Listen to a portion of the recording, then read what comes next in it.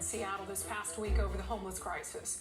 Every aspect of the debate seems to pit people against one another. Now, I'm not proud of it, but I've been part of that as well. In particular, after I sent out what I thought was a pretty innocuous tweet on Monday. It was gorgeous outside, and I had gone for a walk a few hours before the city council was set to vote on that controversial new tax to pay for affordable housing. As I was walking down the sidewalk along Lake Union, it just struck me that no one acknowledged each other. I said a quick hello in passing to 3 different people, and all of them just ignored me completely. Said nothing back. No smile, nothing. And I'll admit, it bothered me. I sent out a tweet saying, maybe while we're waxing poetic today about helping our fellow humans in need, we can start by just saying hi to each other. Some people took issue with that, saying they aren't obligated to say hi to strangers and that saying hi won't fix the homeless crisis.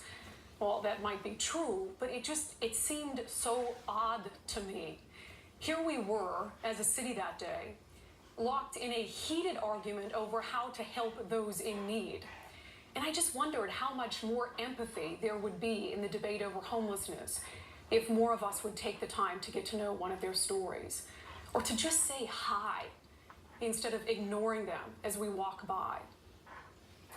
A couple years ago, I met with a group of high school students out at a leadership camp.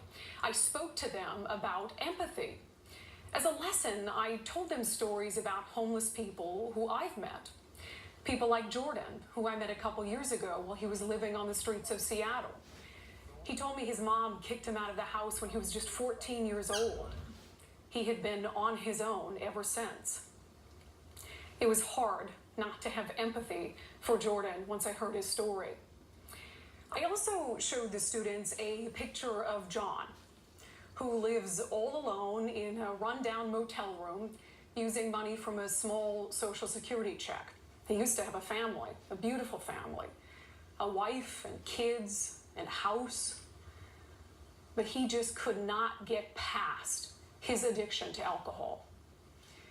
His 4 kids are now adults and have had very little contact with their dad for the past 10 years. And it's sad because his health is getting pretty bad, and I really don't know how much longer he'll be around to try to reconnect with his kids.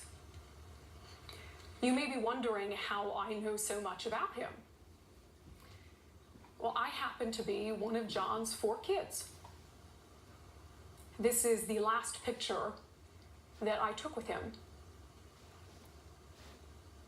We have thousands of people who are homeless in our communities. They are not nameless or faceless.